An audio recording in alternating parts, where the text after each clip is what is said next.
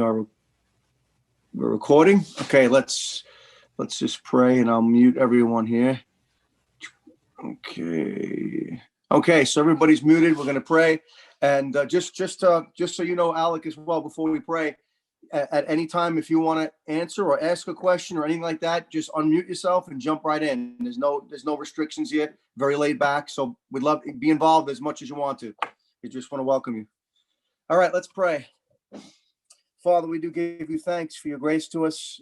We thank you, Lord, for enabling us to study your word this evening, and for the blessing of studying this book, even with the difficult challenges, Lord, of the book, that there's so much rich imagery here and of the gospel and of Christ and the nature of sin and the offense of sin against your holiness, and just what's involved in bringing sinners to you through sacrifice. And we thank you again, Lord, that in all these things we especially see the glory of Christ, and we pray that you bless our time together tonight, Lord, as we consider this horrible illness of leprosy.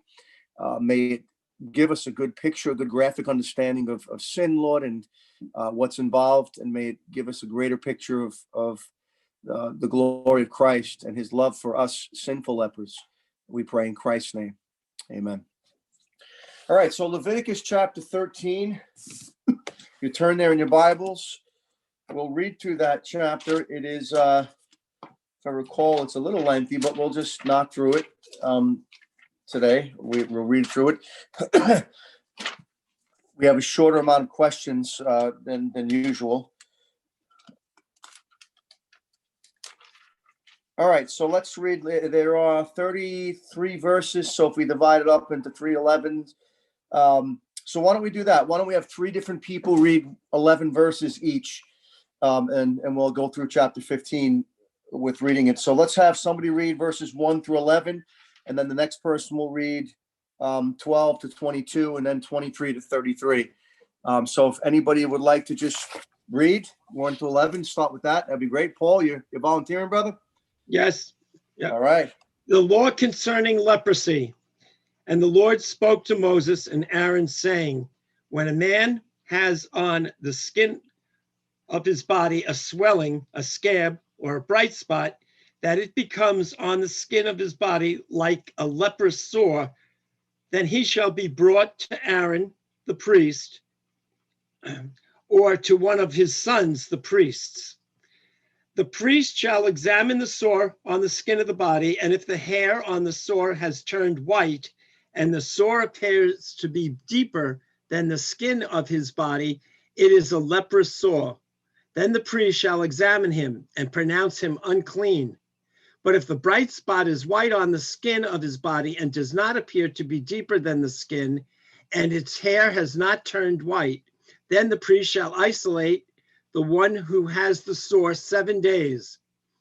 And the priest shall examine him on the seventh day. And indeed, if the sore appears to be as it was, and the sore has not spread on the skin, then the priest shall isolate him another 7 days. Then the priest shall examine him again on the seventh day. And indeed, if the sore has faded and the sore has not spread on the skin, then the priest shall pronounce him clean. If it is only a scab, and he shall wash his clothes and be clean. But if the scab should be all spread over the skin, after he has been seen by the priest for his cleansing, he shall be seen by the priest again. And if the priest sees that the scab has indeed spread on the skin, then the priest shall pronounce him unclean. It is leprosy. When the leprous sore is on a person, then he shall be brought to the priest, and the priest shall examine him. And indeed, if the swelling on his skin is white, and it has turned the hair white, and there is a spot of raw flesh in the swelling, it is an old leprosy on the skin and on his body. The priest shall pronounce him unclean and shall not isolate him, for he is unclean. Did you say 11 or 14 verses each? That's good. 11 is good. Yeah. And then if somebody else can read verses 12, thank you, Paul. Verses 12 through 20, what do we got? 23? 12 to 23. Oh, wait. How many? What did I do here? Oh, you know what? There's a lot more verses here than I realized. I think I miscalculated. I was in chapter 14. All right. Paul, you know what? Yeah, continue reading to what you were saying originally. Okay. Okay. It is no leprosy on the skin of the body. The priest shall pronounce him unclean and shall not isolate him, for he is unclean.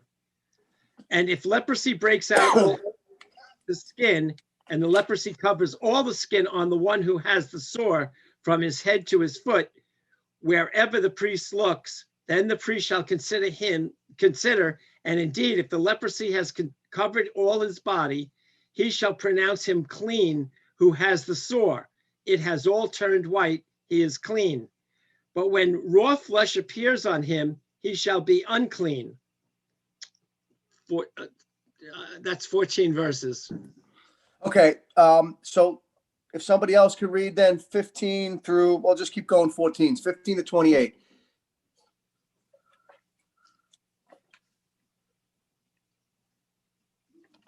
Anybody else want to read 15 to 28? Sure, I can do it.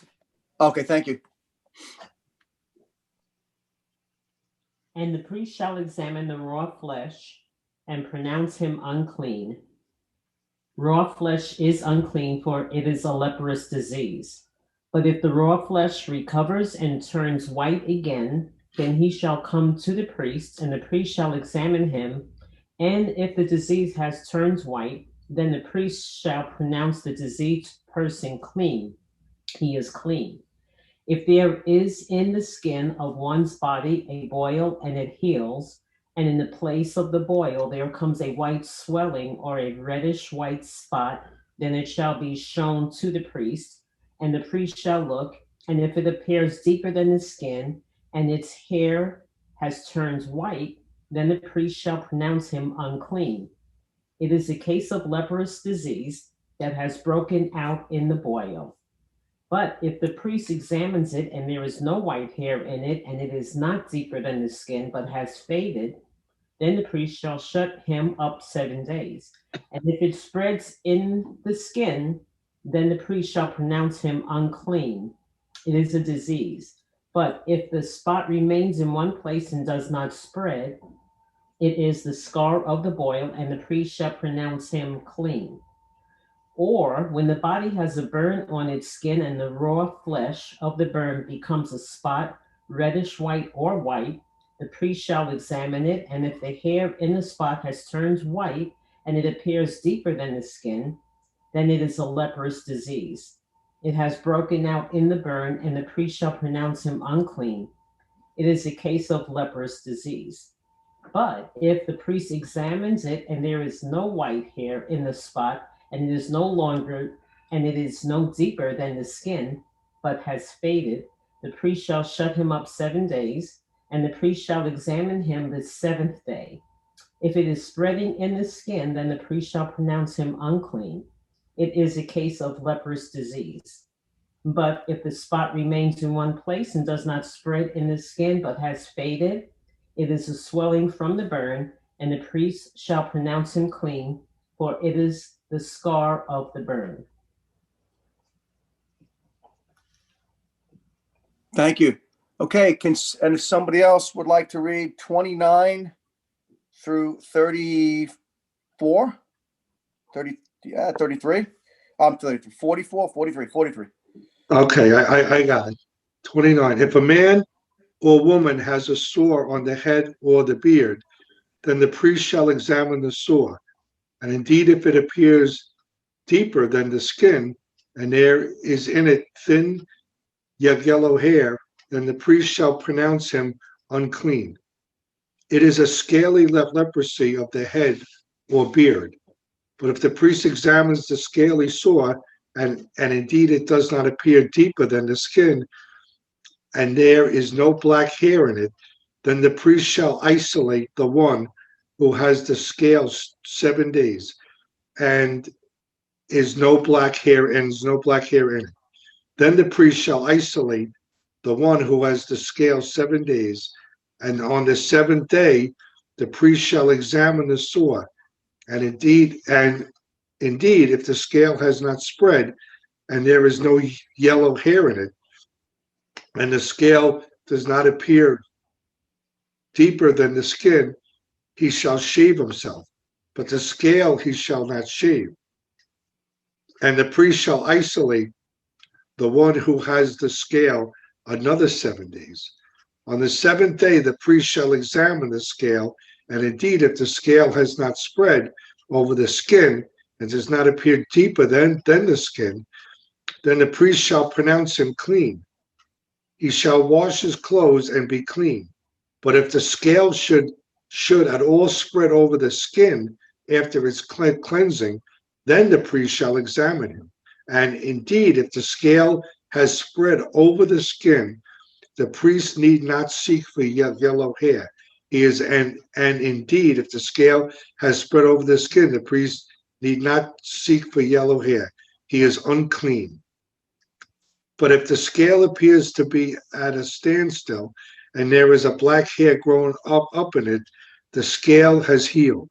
He is clean, and the priest shall pronounce him clean. If a man or a woman has bright spots on the skin of the body, specifically white bright spots, then the priest shall look. And indeed, if the bright spots on the skin of the body are dull white, it is a white spot that grows on the skin. He is clean. As for the man whose hair has fallen from his head, he is bald, but he is clean.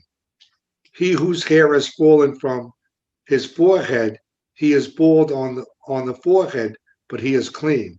And if there is on the bald head or bald forehead a reddish white sore, it is leprosy breaking out on his bald head or his bald forehead. Then the priest shall examine it, and indeed, if the swelling of the sore is reddish white on his bald head or on his bald forehead, as the appearance of leprosy on the skin of the body, he is a leprous man. He is unclean. The priest shall surely pronounce him unclean. His sore is on his head. Now, the leper on whom the sore is, his clothes shall be torn and his head bare, and he shall cover his mustache and cry, unclean, unclean. He shall be unclean. All the days he has a sore, he shall be unclean. He is unclean, and he shall dwell alone. His dwelling shall be outside the camp. Okay, thank you, Vinny. Thank you, Lisa. And then finally, just to bring it home, if somebody else could just read 47, just to the end of the chapter, just knock out that last section on leprous garments.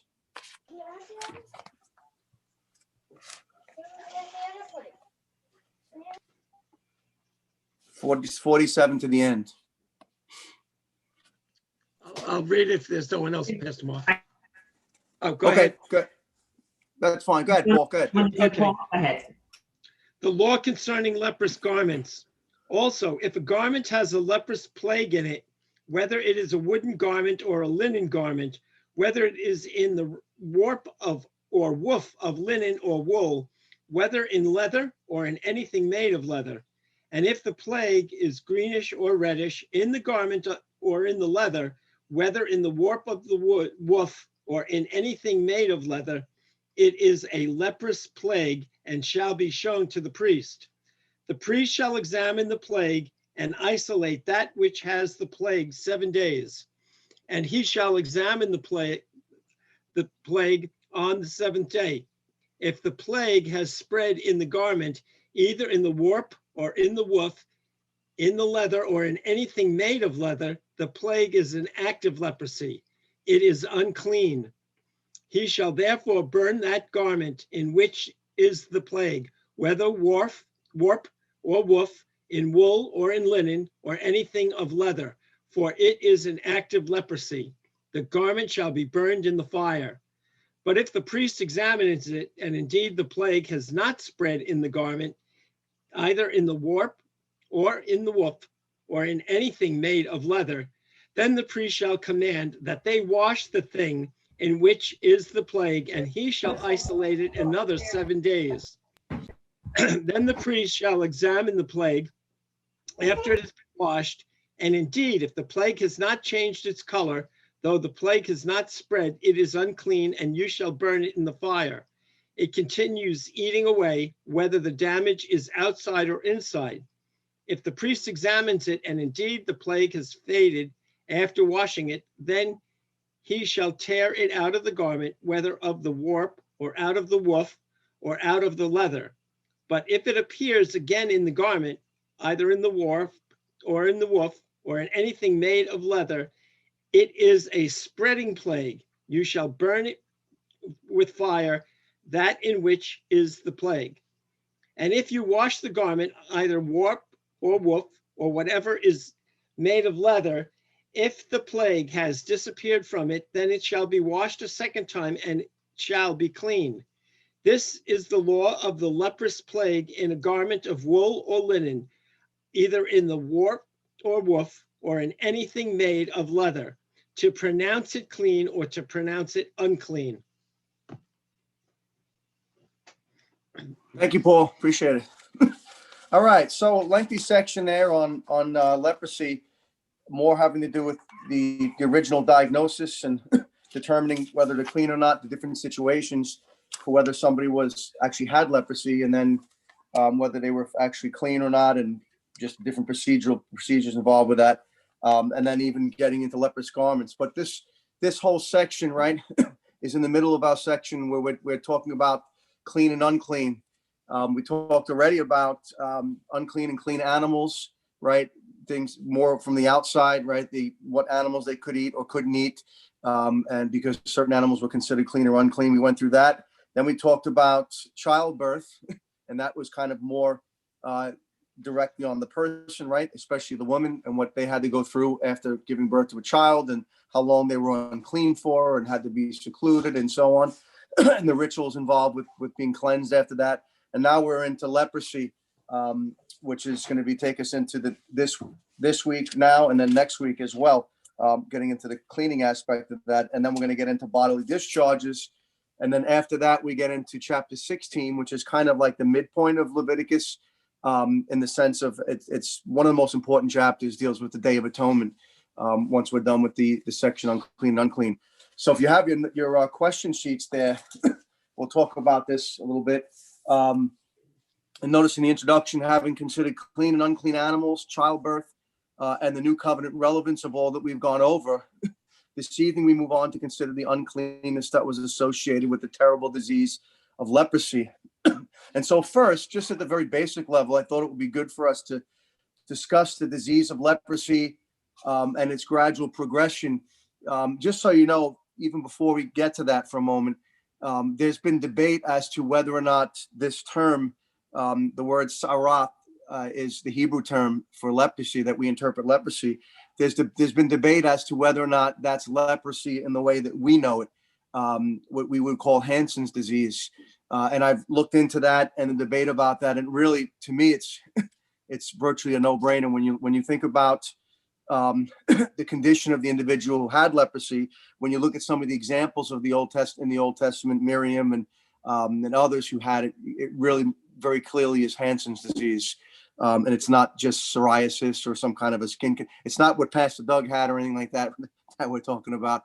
I hardly think that we would have had to put him out of the community in his situation. So this is really Hansen's disease. I have no doubt in my mind as far as that goes.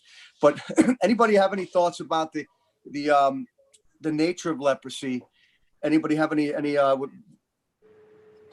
just comments about describing what it was like or what it would be like? Anybody have any thoughts about that? I've done some reading on it and studying on it, and having preached through some texts on Jesus dealing with lepers in the past as well, and even for preparation for this. But just to talk maybe a little bit about the nature of leprosy. Anybody have any thoughts about what went on in this process? Just looking at what we read, what happened, and how it progressed. So any comments on that from you all first, and then I'll add to it or whatever. Dave or Gene first? Yeah, I just had a comment. In the early parts of the chapter, it did not use the noun leprosy, but used the adjective leprous disease. And then toward the end, it actually used the noun leprosy.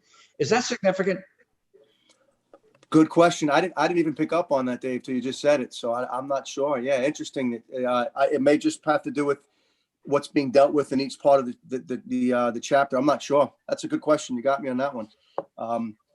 Yeah, I didn't even recognize it. Do you have any suggestion from your end based on what you read with that? Well, it seems that perhaps some of the diseases that they're talking about were not leprosy per se. And it seems Okay, like, I get what you're saying. I guess it seems that way. And full-blown leprosy, I guess, didn't heal or something, right? Yeah, yeah. Well, one of the things that's important to note with this, when you read through these, there's about 5 different observations that are made for different kinds of breakouts, right? Whether it's a certain type of a scale on the head or on the body, and then one aspect if there's a yellow hair in it, or so there's different ways of observations that were to be made when somebody had some kind of a scar, or some type of a marking on their body to determine whether it was leprosy or not. And so when we look at here in Leviticus, though, one thing that we note is that, right, when they were diagnosing this wasn't in the late stages, right? These are all early signs, early when they just find out that they possibly have the illness. You certainly wouldn't want to wait until somebody was losing body parts to diagnose this. They had to be put out early on, and that's why there was that process of waiting 7 days and seeing what happens, because sometimes you weren't sure. It could have been a psoriasis originally, or it could have been something that was just a scab of some sort, so sometimes they would see that on their body and they'd have to get it checked out. And then the priest wasn't 100% sure yet. And so he would say, okay, we'll stay, quarantined for 7 days in your home or whatever. And then we're going to look at it again. And then if it gets worse, then they can make that determination. So, but in all these cases, this is early detection, right? So you're not going to see like the worst case scenario of leprosy in these examples, because this is what happens when you first actually diagnose the illness. In that case, one of the indicators seemed to be the color change of the hair from black to white, because the black was maintained and came through the discolored skin. They were clean. It was when it was turned white and, as you mentioned, yellow, seemed to be an indicator of leprosy. Well, I was encouraged too when it talked about the bald head, like the forehead being bald. Knew that was coming. That's not leprosy, because I know some of you were looking at me like I have leprosy. So it shows here in the scriptures that you can have baldness without leprosy. So I'm okay right now. Actually, Pastor Mark, when I was reading that section afterwards, I was kind of checking out your forehead there. I have another comment. I got a Vinny, please. There was a movie made a couple of years ago. One of the Baldwins was in it. It was a Christian movie, and it took place in India, and they were dealing with lepers. And you can be over the disease of leprosy and no longer be infectious, yet you have the effects of the disease. You've lost limbs or whatever. Yep. I've seen that in Kenya. Yeah. See that movie? And no. I've actually seen kids like that in Kenya. People, and when I went to Kenya, in the you'll find in the city there in Nairobi, you'll find people who are in the streets who are begging, for money, and you'll see them missing their hands or their feet, and it's clearly looks like an indication that they had leprosy at some point. Now, back in the time of that this was written in the Old Testament, even during the time of Christ, there was no cure for leprosy, for Hansen's disease. There was no cure. Now we actually have a cure for it, for leprosy, but back then you didn't. So if you had leprosy, it was pretty much a death sentence or a very long and slow, drawn out process of decay outside, being secluded outside of society. And unless God healed you, unless there was a miraculous healing, it was really a terrible place to be. And you were written off as dead in a sense from society. Unless God brought healing. Yeah. In here, Pastor What's Mark? that, Mike? I'd Yes, like sir. to chime in here for a minute, if I could. Yes, you may. The organism that causes leprosy is called Mycobacterium leprae. It's a related organism to the one that causes tuberculosis. They're both diseases where if your immune system is compromised, it'll spread faster in you. And in fact, with tuberculosis, your body can wall off the infection in the lungs, and you can be symptom-free for a long time. There's two types of leprosy. One's tuberculoid, and the other is lepromatous. The tuberculoid type is much more rapid onset, but both of them take years to cause significant damage. So obviously, catching it early and isolating the person from the rest of the population is a critical factor in preventing its spread. I also want to mention one other thing, and that's the use of the term leprosy on things like fabrics and leather and building materials. That is not leprosy. Leprosy, being the type of organism that it is, does not grow on those types of surfaces. That must be some kind of mold or fungus. It can't be true leprosy because it does not spread. It has no way of growing on those surfaces. Yeah. So yeah, that's why the word. Go ahead, Mike. I'm sorry. Go ahead. Yeah, I just wanted to say that that's something that it's not necessarily clear if you don't have a bacteriology background to understand these things, if you haven't read on it at some point in your life, which most people don't really investigate leprosy. Yeah, the word sarat, the Hebrew word, we translate that to leprosy, right? In Greek, the word is lepra, and we translate it to leprosy. But the actual word in Hebrew, right, is it doesn't have it. That's why I was saying some people debate about whether the actual original diagnosis on people's bodies is leprosy as we know it, and I would say it is. But you're right, the same exact word is used to describe what's in the clothing, and later on, which in the next chapter, what's in the bricking of the houses and stuff like that. And obviously, that's not leprosy as in the disease. It's some form of a mold, of a serious kind of mold infection. Yeah. That's one of the reasons why there is that debate about what it means on the human, in the human sense. When it's on the man. Yeah. Good, Mike. Thank you, bro. That was very informative. I appreciate that, Mike. Great. You're welcome. Good. Yeah, Paul. Yes. Oh no, I didn't know if you had a question. Okay, you were just still. No, okay. I'm just. No problem. Well, it's interesting because I was reading about, when I was listening to the sermon from Mark Chansky on this topic, as he was preaching through this text, he was describing. There was a guy. In fact, I may try to get it for next time, a transcript of the description, because he's read it like 3 times about an individual who's experienced with lepers, and just how horrible it was for the individuals who had leprosy. It was just from the physical standpoint. Generally, when an individual, as Mike said, there's different levels of progression, different kinds. No cure back then, but generally, what happens is you get a sore right on the body in one particular location. Eventually, it'll spread to other areas. Usually, it's in the extremities. But what happens is it starts out with like a scab or a sore of some sort. It starts out with what you see in Leviticus, but eventually it gets deeper and deeper, and it destroys your pain receptors. So it numbs the area eventually. So let's say it'll numb your hand. If it's on your hands, it'll numb the area, and it'll start infecting the fingers. It'll start curling up the nails, and eventually what happens is pieces of the body actually fall off. And so you'll see lepers with their nose fell off, with their eyeballs fall out, their ears, their tongues, their fingers, their usually the extremities, or in the face and the head, those things. But eventually it usually leads to death if it's not taken care of. And again, as Mike said, some cases are a lot more prolonged than others. And so they were kind of in a hopeless situation.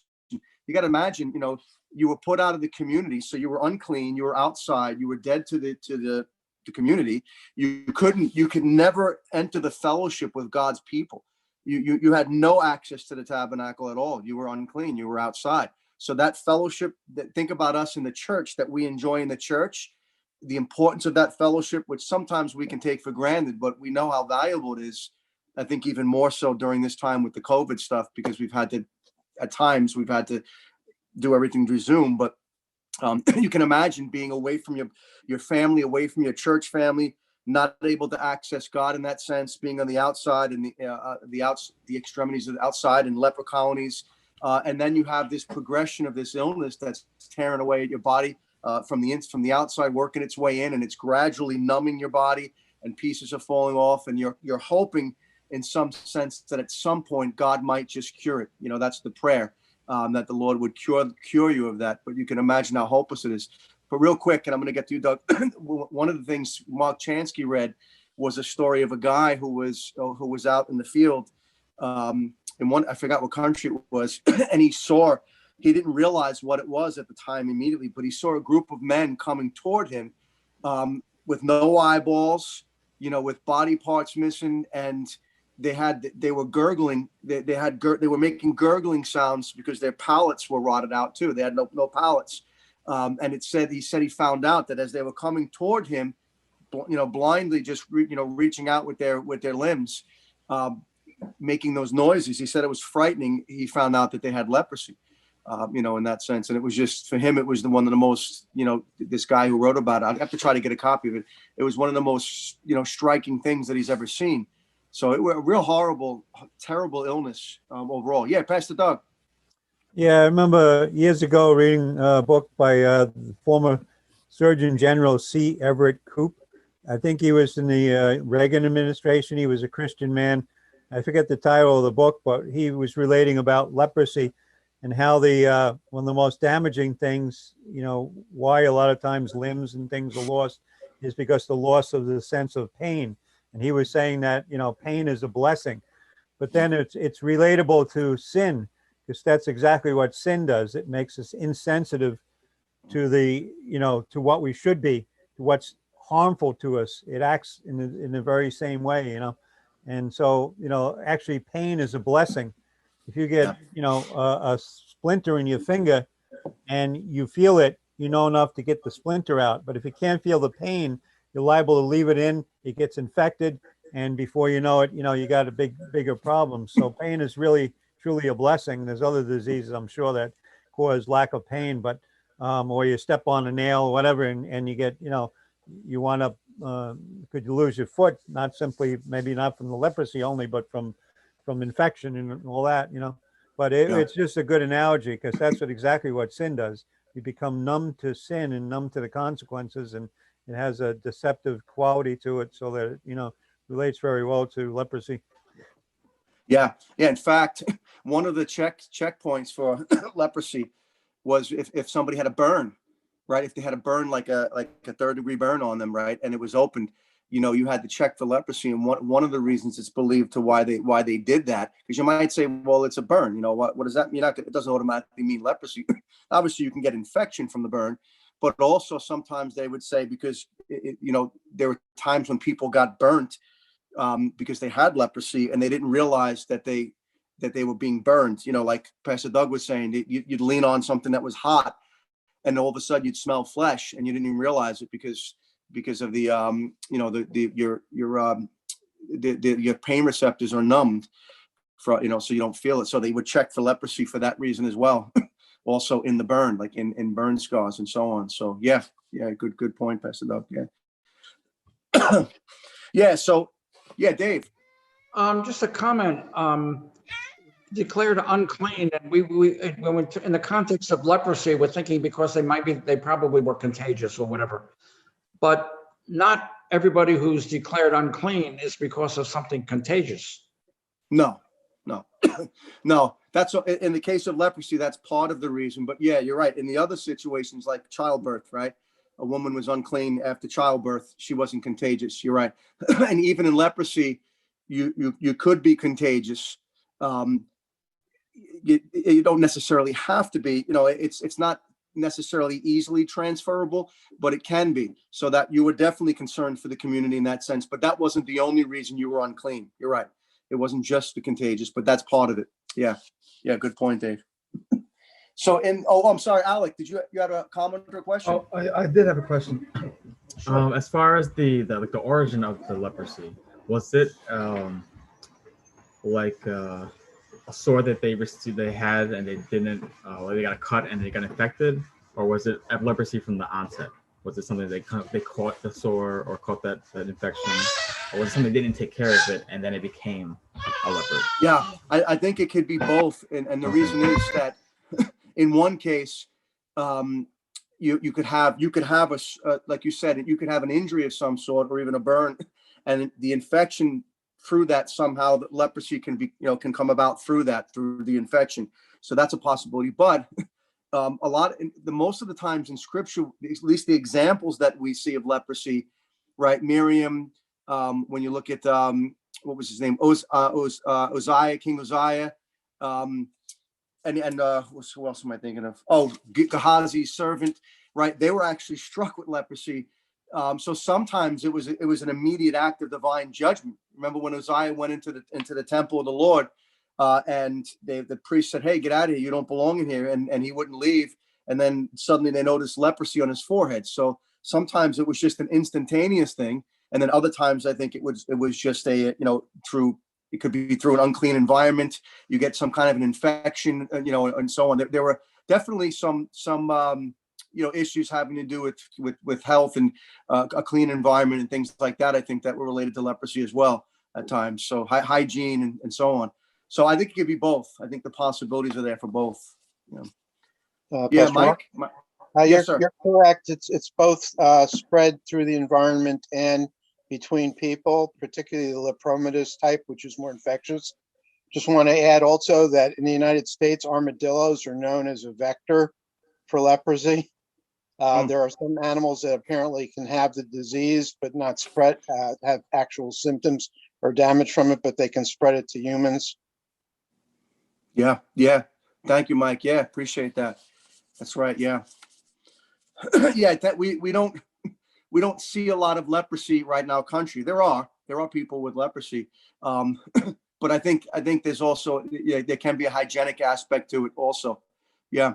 So it's there's a combination of ways that can happen. Again, God sometimes he just struck somebody with it, and a lot of times people saw things in that way, but it wasn't necessarily the case. Always the case that God was bringing judgment upon the individual. There were times when people legitimately got leprosy and had to deal with that and so on. And sometimes God cured people as well. It's interesting in the New Testament, right? When you hear that guy Simon the leper, how'd you like to be a guy who was cured of leprosy? And you're a Christian now, and you're following the Lord, and you're okay with you're welcoming people calling you that. Like it was almost like he wanted people to remember him with that label, maybe to picture his spiritual condition before he was saved, whatever. But he was happy. He was okay with keeping the name leper after that, because obviously there's a lot of Simons, but he was content with being called Simon the leper. So it's interesting when you think about that as well. Yeah. So in the second part of question 1, it says, in the various checkpoints listed, what stage of leprosy would be indicated in each example? We already answered that, actually. It's the early stages, right? That's why we're not hearing about body parts falling off and things like that, because these are all early detections of the illness. But this is where it gets interesting as well. Who would the potential leprous host go to get checked? So when somebody saw some kind of a sore or an open sore on their body, what would they do then? Who would check that, Paul? The priest. That's right. Right, the priest, right? Not a doctor, right? Not interesting. It's not they wouldn't go to a doctor and say, "Hey," they would have to go to the priest in that case. And why was that the case? Claire? Because the priest is the only one who can pronounce someone clean or unclean. That's right. Yeah. And being that there was no cure, right? A doctor is not going to be helpful with leprosy, right? At that point in time, right? It's the priest is the one who's called. He determines whether or not the individual has that leprosy according to the standards that are given here in Leviticus. Whether or not there should be a waiting period, depending upon if there's some confusion about it. So it was the priest who would do all that, and ultimately his goal was not to come up with a medicine. The priest wasn't a doctor, right? He was a spiritual leader, but he was to determine whether the individual was clean or unclean. And once he made that determination, then they would have to follow through with the next part of the procedure if the individual was unclean. So it's interesting when you see that the priest was the one, right? With this particular disease, you weren't looking for a doctor. you were looking for the priest in this case, and the Lord had arranged it to be the case that the priest would be the one to do that, to make that determination. All right, second question. And again, anybody feel free to jump in and go back if you want to at any time, but we'll just keep moving forward otherwise. Upon being diagnosed with leprosy, what would the individual then have to do? So now that it's been determined that they're unclean, whether they did the waiting or the whatever the process, each one of those checkpoints, they went and they checked it out. It's determined it's leprosy. What's next?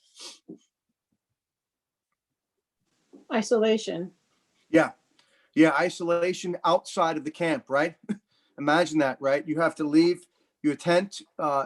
In the case of the Israelites in the wilderness, you had to leave your tent, your family, and you had to go outside of the camp, right, to an unclean place. You had to be outside, right? So isolation, away from the Lord, away from the people of God.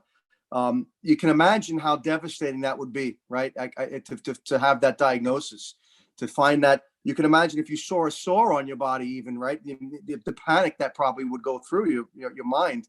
What if it's leprosy? What if this is the case? I'm going to have to leave. And you can imagine being a father and a home with children, or a mother, or anyone, and that happens. Or what if a child even? They'd have to get cared for outside. It's scary to think about that process and what people just getting that diagnosis and how important that was to the people.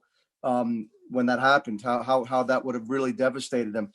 When an individual was cleansed of leprosy, then, and we'll get more into this next time in the next section, but when an individual was cleansed with leprosy in chapter 14, verses 19 to 20, what did they have to do? So somebody read chapter 14, verses 19 to 20. Again, we're going to get into this further, but for the time being, we'll take a quick peek at that. Wendy, you want to read verses 19 and 20 of chapter 14? Yes. The priest shall next offer the sin offering and make atonement for the one to be cleansed from his uncleanness. Then afterward he shall slaughter the burnt offering. The priest shall offer up the burnt offering and the grain offering on the altar. So the priest shall make atonement for him, and he will be clean. Okay, so this is one part. It's actually a second stage, and we'll see that next time. But I wanted you to take a peek at that one portion of what happens when they're clean. After they go through this other process, we'll go over next time with the two-bird ceremony we'll talk about. But if they're pronounced clean after that, and there's some steps that they take, and then they do this. So what do we find here that they have to do when they're pronounced clean and they go through some of the earlier ceremonies? What happens here based on what Wendy just read?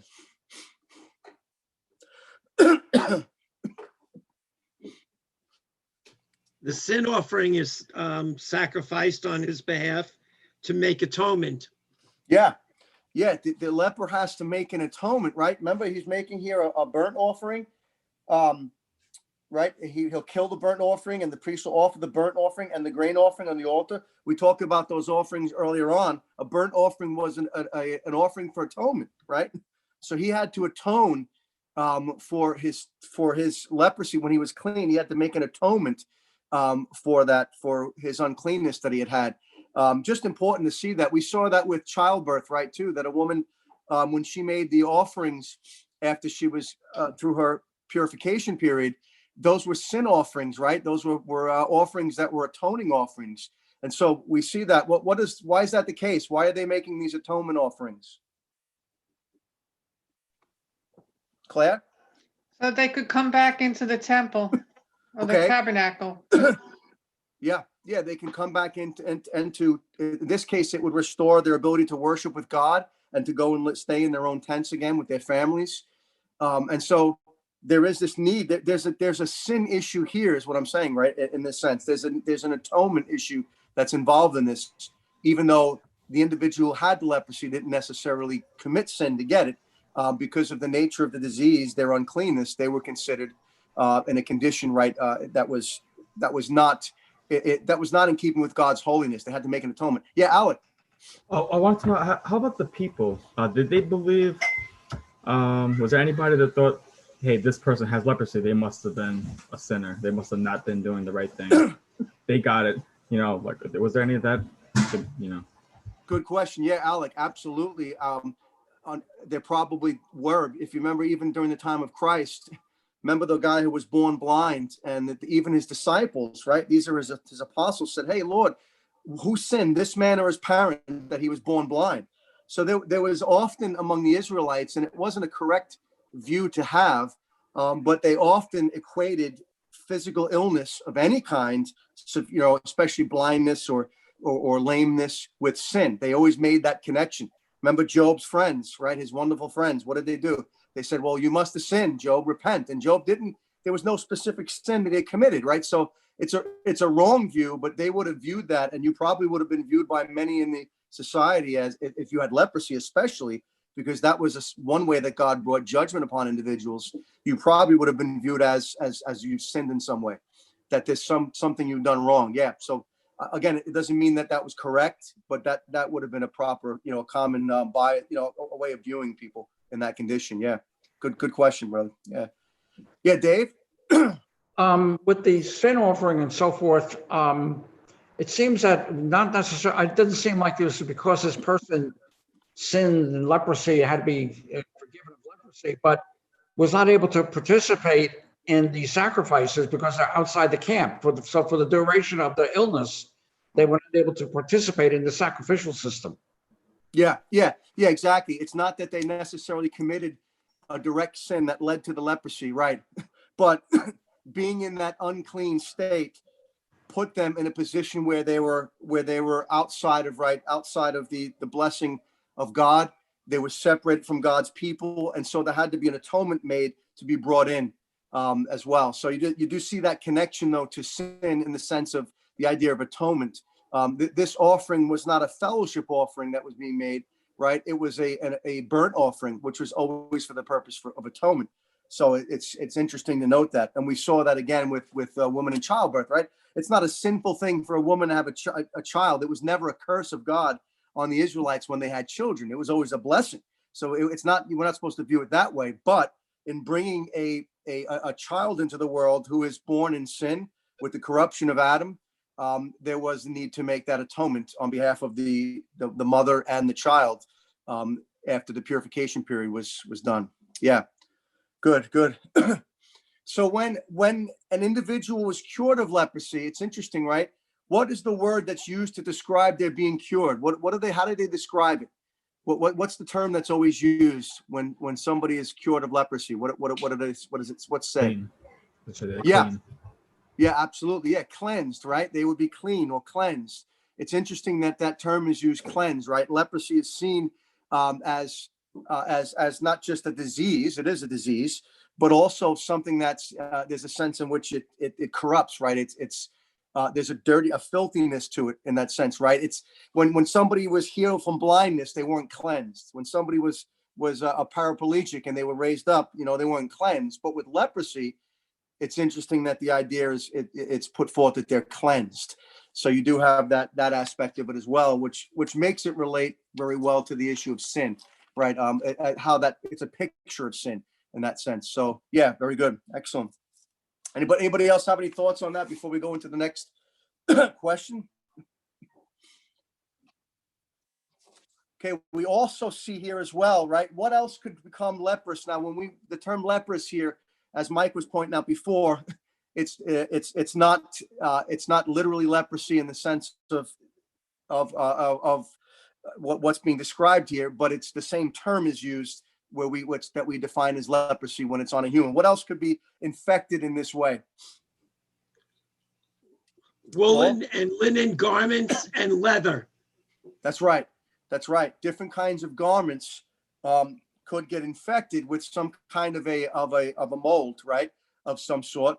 And it talks about being in the warp or the woof, right, of the clothing. And sometimes the clothing. Now we might think of today, right? If we saw something like that, we would throw out the clothes immediately, right? But when you're not living in a process after the Industrial Revolution, where shirts are made, by the trillions, back then a piece of clothing was significant. You didn't want to get rid of a piece of clothing unless you absolutely had to. It was valuable to you, and so they tried to salvage the clothing, and sometimes there was a sore in the clothing, and you could monitor it for, the priest could look at it and monitor it for 7 days. And if it went away, you can cut out the piece that was infected, and you can keep the clothing still and just put a new piece on it. But in other cases, you had to destroy it. But that was a significant loss. Clothing wasn't something that was easy to come by. It had great value in that day. Again, today for us, it would be like, we get a stain on a shirt or something like that, and we throw it out. But it's a different time, right? Dave, yeah. What's a woof? Dave, that is a great question, because I've actually looked into that in some of the commentaries, and there's debate about that, about whether it has to do with in the lining, different sections, the warp and the woof. I always thought of like speakers for some reason, like the woofers. But anybody, Mike, we got Mike here. Mike, help us out. I thought warp and woof have to do with the way the threads are woven together. One goes one direction and the other goes the other. I don't remember which is which, but when you weave something, you have a shuttle that goes across and alternating threads to kind of make a grid.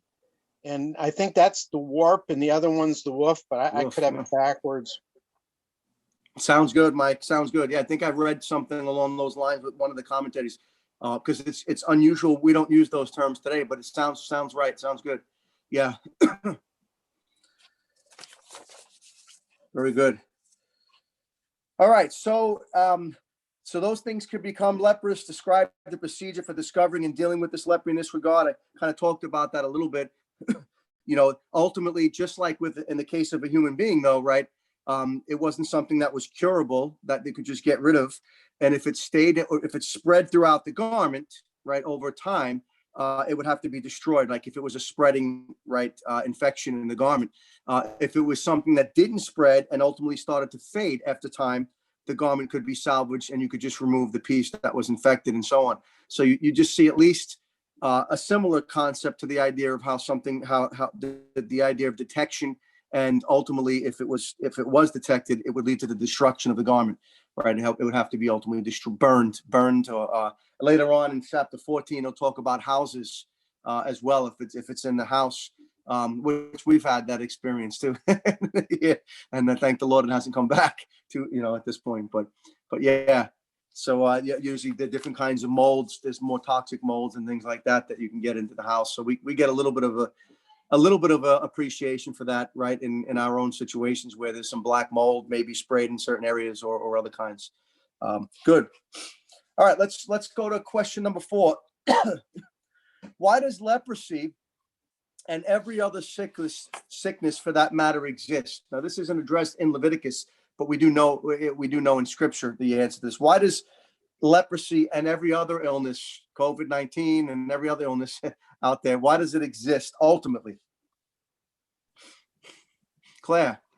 Because sin entered the world. Yeah. It's the effects of sin, right? It's one means of one way in which sin is seen is not only in the way it infects us as to how it affects our morality, it affects our spirit, our minds, right? It affects our health, right? It affects even the things that are around us and the environment around us, right? The world around us. Even thorns and thistles came up because of sin, right? So leprosy is ultimately a product of sin, and it's ultimately in the sense of the Lord, in that it's God uses leprosy in this case to give us a picture, a very graphic picture of the nature of sin. Some of the things that what Pastor Doug mentioned before really fall in place well when you think about leprosy. It really is a graphic description of sin, but it's the product of sin, right? It exists because of sin. Ultimately, that's where all these diseases come from. And so in what way is leprosy a very graphic reality, a very graphic picture to the reality of sin? So how can we relate? Pastor Doug gave one great example before, the idea of the numbness, right? How it numbs. It's something that will numb parts of the body, just like sin. The more you practice it, you become numb to it. What were you going to say, Ken? Lisa? I was going to ask Pastor Doug to repeat his answer because he answered it. Yes, that was one of the things he talked about, was the idea of it numbing, like sin numbs the conscience, right? After a while, the more you practice it, the more it has that numbing effect to you as well. So that's one way. What else? What other ways would leprosy picture sin? Claire? It starts out, lots of times sin starts out small and then it spreads. Yeah, excellent. Yeah, usually sin, right? It could start out very small. It seems to be a very minor thing, right? And then eventually it leads to, it snowballs. It becomes bigger and bigger. It gets worse and worse.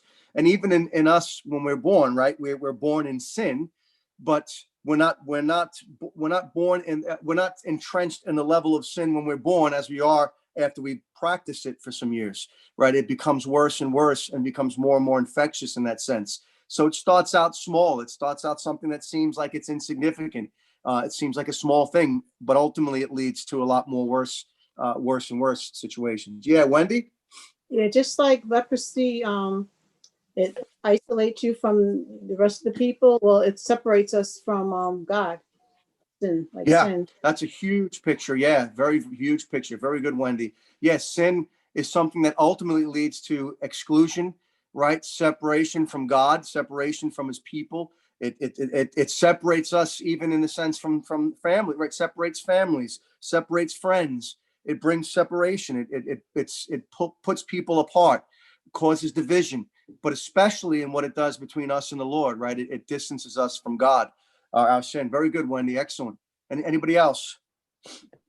I was thinking about Psalm number, the first Psalm, chapter 1, verses 1, where it says, "Blessed is man who walks not in the counsel of the wicked, nor stands in the way of sinners, nor sits in the seat of scoffers." So I Right. think that's relatable to me Yeah. because of the In that stages. sense, yeah, very good. Yeah, in that sense, we can see, we can even say that sin is contagious, right? It's infectious not only to ourselves, it affects others, and so leprosy could be something that can actually be contagious to others, right? Our sins that we commit, right, can influence our children and affect them, and affect it snowballs. You think of the sin of Achan and the damage it caused to the whole community of the Israelites because of this one man's sin. So it's contagious. Yeah, Bosco. Yeah. I think it's like such a hopelessness to have the condition to be infected with leprosy that you're isolated from friends, family, and then if you actually cleanse, the great joy that comes as your sin is removed and you're brought back into fellowship with God, that it's a joy unexpressible, full of glory, and it's something only that God can do. So it's a remarkable picture of something that's we're helpless in, and then only God can cleanse us and bring us back. Yeah, amen. Yeah, it is. It's something that only God, right? That's a big one there. Also, it's leprosy at that time, right? It was something that only God could cleanse. You couldn't fix it on your own. No doctor could deal with it. You had to go to, right? The priest is the one who looked at it. The priest is the one who declared you clean or not, right? And we can think of Christ as our high priest, the one who declares us clean, who makes us clean, in his case, through his own intermediation, his own mediation and his sacrifice. And God is the one that has to cure leprosy in the same way. God is the one who has to deal with our sin. It can't be removed by us. We can't scrub it out of us. It's something that only God can deal with. Very good. Excellent.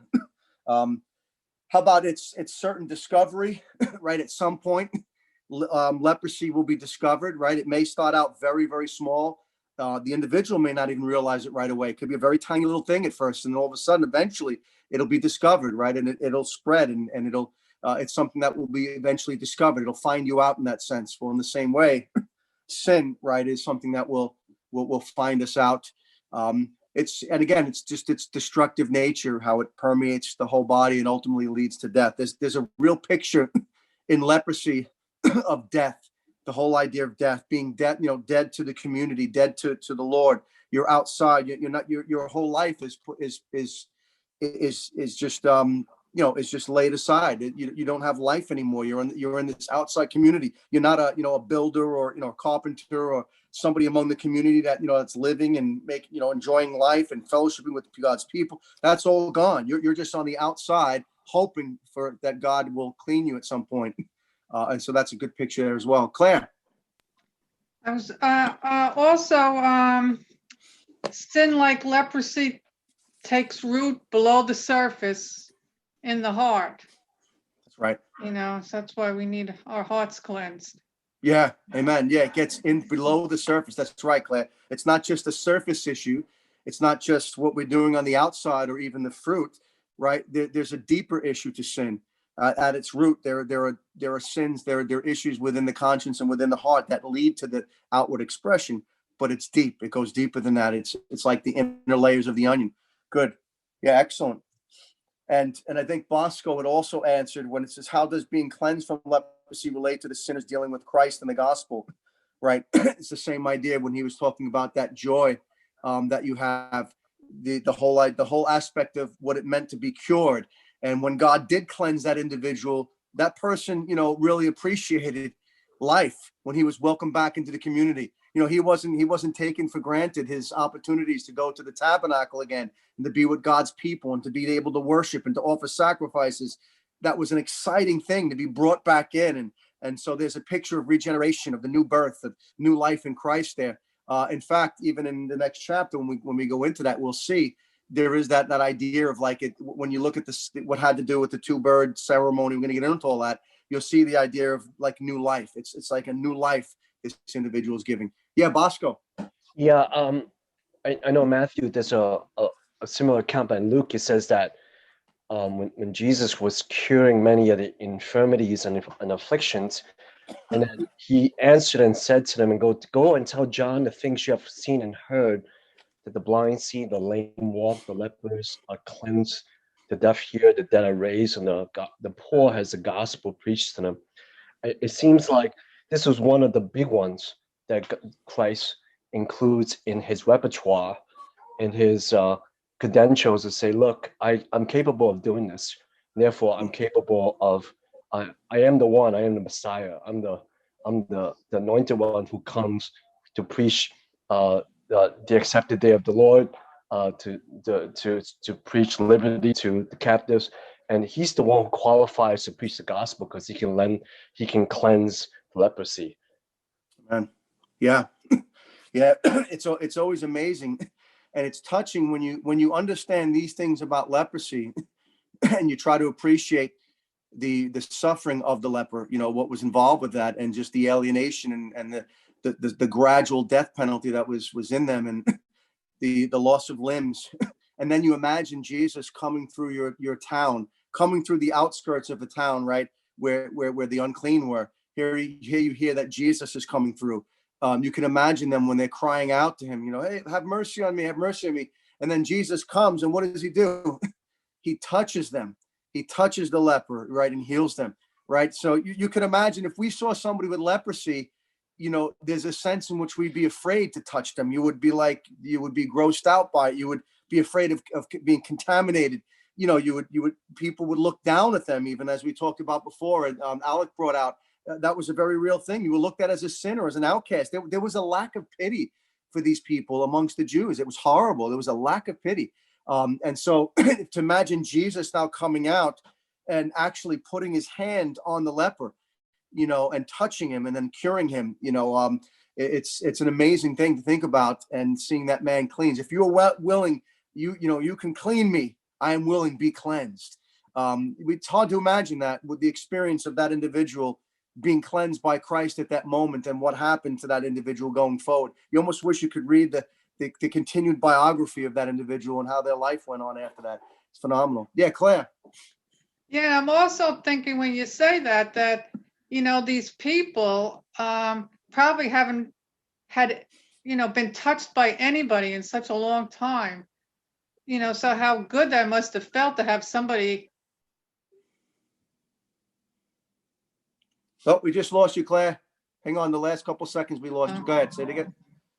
I was just going to say how they must have felt to have somebody touch them. I mean, if you think it could have been, some of these people could have been sick for so long and had no contact with anybody touching them. And here Jesus touched, they weren't even looking for the touch. I mean, they were looking, to be healed and to actually touch them too. Yeah. Yeah. It's amazing to think about that. And, the Pharisees and the religious leaders were not going anywhere near lepers. They were like in the parable of the Good Samaritan. Jesus, it's interesting that Jesus uses that example with the Samaritan who was beat up, right, and left for dead on the side of the road. And it's not a coincidence that he says the first person who walks by is a priest, and then the next one's a Levite, and they walk on the other side of the road and just ignore this dying. And that's not a man with leprosy. That's just a man who's been beaten. They just looked down upon these people, and really there was no compassion. There was no love from the religious leaders. It was a horrible, horrible situation to be in that day. And all they did was flaunt their own self-righteousness and made you feel left out. You were not welcomed if you were a sinner. You weren't like them. You couldn't catch up to them. You were already, it was too late for you. Now a leper or somebody on the outside, forget it. They were just, there was no concern for these people. Jesus went out to them. One of the last places he goes before he goes to Jerusalem is he goes through, part of Samaria, and he visits lepers on the outskirts there. And he did things that nobody did. And it's just amazing to think about that. Just one quick verse in Jude chapter 1, just to give you a little appreciation. Again, we think about language used in the New Testament that uses Old Testament language. Jude 1 verses 22, 23. If somebody can read that, verses 20 to 20. I just wanted you to get a feel of a better appreciation for a verse that we've read so many times, that if you read it within the context of what we've just gone over, you might get a better appreciation for it. Look at verse 22 and 23 of Jude. There's only one chapter, but Jude. Somebody read that. I could read that. And on some have compassion, Thank you. making a distinction, but others save with fear, pulling them out of the fire, hating even the garment defiled by the flesh.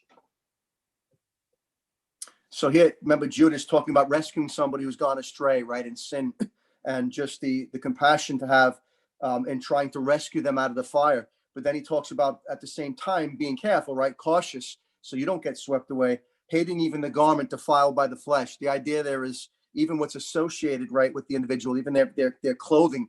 Hate even that. Don't be taken in by even the clothing. Like stay away from even that. Don't be defiled by it. But there's a picture there in the language there of the idea of clothing that's infected with like with leprosy. That it has the like a leprous sore in the clothing. How they were to ultimately destroy it. How they were to view that clothing if it had that kind of an infection. Well, here Jude uses a similar concept. He doesn't use the word leprosy, but the idea of this clothing that's been defiled by the flesh. They would have had a picture, the Jews, of that, of what defiled clothing was and what it was like, thinking about what we've been going over in the warp and the woof and, and the infection that was in there, how they were to view that. So you get a little bit of an appreciation from that, for that. All right, last question, number 5. In light of all that we've gone over about leprosy, discuss some examples of Jesus dealing with lepers. Does anything stand out? What spiritual encouragements can we take from these examples? We kind of did some of that already with what we just talked about, but I have a couple of examples here. The one in Mark chapter 1, it's also in Luke chapter 5. It's the same example. Those are parallels, but let's just read these 2 examples of Jesus is dealing with lepers. And if anybody wants to mention any others, we can before we close. But just to get a little bit of a appreciation for having looked at leprosy, just again, seeing our Lord's dealings with them, and sometimes shockingly, even their own responses to Jesus, right? Remember the 10 and only one came back to give thanks and things like that. It's hard to appreciate just the insult of that. But if somebody can read Mark chapter 1, verses 40 to 45, we'll read that, and then we'll just read the one in Luke, and then we'll get ready to close out here. I have the one in Mark. Okay, thanks, Paul. Jesus cleanses a leper. Now a leper came to him, imploring him, kneeling down to him and saying to him, "If you are willing, you can make me clean." Then Jesus, moved with compassion, stretched out his hand and touched him and said to him, I am willing, be cleansed. As soon as he had spoken, immediately the leprosy left him, and he was cleansed.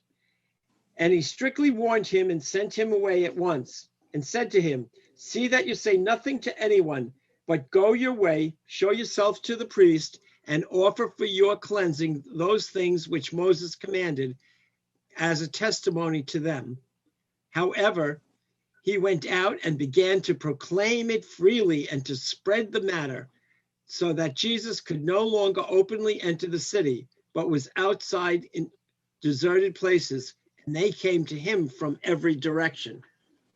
Yeah, so this is one example of a leper that Jesus cleansed. And again, just the man saying, if you're willing, right? And he says, I am willing to be cleansed. This is the one where he reaches out and touches him. But then if you look at verses 44 and following, right, what does he tell him to do? He says, go and show yourself to the priest. So even though this man is clearly cleansed, right, Jesus is not questioning himself whether or not he cleansed this man. He's still saying that the man has to follow the procedure, right? The protocol of going, letting the priest look at it as a testimony to them, right? As well as a testimony of what God has done. Now, of course, the man goes out and starts telling everybody, and it makes things difficult for Jesus at this point because he's trying to get around. But you do see here that idea of doing the things we'll get to next time in chapter 14 that were required of somebody who, when they were cleansed, they still had to go through that procedure. But really touching. And then let's just read real quick Luke chapter 17. Luke 17, verses 11 to 19. This just gives us a little bit of an appreciation for the insult here, in a sense of what happens when you think about these men and how far off they were, and just how 9 of them, what they do. And the one that does respond in the right way, interesting enough, right, is not even a Jewish person, is a foreigner. That's the irony of it. Somebody read verses 11 to 19 of Luke chapter 17. I'll read it. Thank you, Wendy. While he was on the way to Jerusalem, he was passing between Samaria and Galilee. And as he entered the village, 10 men with leprosy who stood at a distance met him. And they raised their voices, saying, Jesus, Master, have mercy on us. When he saw them, he said to them, go and show yourselves to the priest. And as they were going, they were cleansed. Now one of them, when he saw that he had been healed, turned back, glorifying God with a loud voice. And he fell on his face at his feet, giving thanks to him. And he was a Samaritan. But Jesus responded and said, were there not 10 cleansed? But the 9, where are they? Was no one found who returned to give glory to God except this foreigner? And he said to them, stand up and go. Your faith has made you well. Yeah. So we get a little picture there, even if, again, thinking about what we know about leprosy and the condition of these men. Here, you can see Jesus's complaint, right, is, 9 of these men didn't even come back, 9 of these individuals, to give thanks to God, after that great thing that God had done for them. Here they were in this condition. They had this death sentence. It does show you how ungrateful, right, we can be as human beings toward God, right, for his blessings. I mean, we should be thankful to God for everything, even the so-called little things in life that we take for granted. But here, even the bigger things, sometimes God does these wonderful things. He blesses individuals, and it's just forgotten. It's thrown aside. And in this case, only 1 came back. And again, the irony is that it was a foreigner. It was the one. The 9 should have known better, as being those who were from a Jewish background. They should have been all the more known, have known better, and they didn't. And yet the one foreigner came back and gave thanks to God. So interesting when you look at those examples of leprosy, the grace of Christ, but also even the hardness of the human heart in the response to the healing of it. Yeah, Dave. I noticed that this cleansed is used and then healed is used one time. I don't know if that's significant, but do you think that Christ healed them of the effects of the permanent effects of leprosy as well? Because they knew it right away that they had been cleansed. And if their limbs continued to not be there or whatever, they wouldn't have known right away. So he probably restored their broken bodies. They would have been completely healed. I believe Jesus fully healed them and restored them. I think one of the questions, David, that text is when what about the issue of salvation there, right? It's the one who comes back that Jesus says your faith has saved you, right? So I don't know that there's any indication that the other 9 were saved, right? They didn't come back and give thanks, and he's rebuking them for it. Again, I'm not saying, I don't know for sure, but the one man who came back, he said, he goes and says what he says, seemed to indicate the spiritual benefit that man had gotten, which if it's the case that it was salvation and the others weren't, obviously, right, the physical healing would be only temporal, and it's not as important. There's the greater aspect of being cleansed of our sins, right? That's more important than just the cleansing of the body. But yeah, Dave, that's a good point. Excellent. Anybody else have any comments or questions about those, or another passage about leprosy or a leper healed, or that you want to bring up? We can do that. We're going to pray in a moment, but I figured let me just open that up. Next time I'll send out the new questions tonight for next week, and we'll get into chapter 14. But we're moving at a pretty good pace, I think, at this point, which is great. Anybody else? Final thoughts? Now, you all know if you get COVID like I had. Go ahead, Wendy. I'm sorry. I want to say this. Jesus was always willing to heal. He always had compassion. Yeah. Jesus, there's a quote. Jesus is is more willing to heal than we are to be healed, right? He's more willing to save than we are to be saved. Good. Yeah, excellent, Wendy. Yeah. I was going to say, if you get COVID, you have to make sure you cover your mouth and yell unclean from now on until you get through the virus.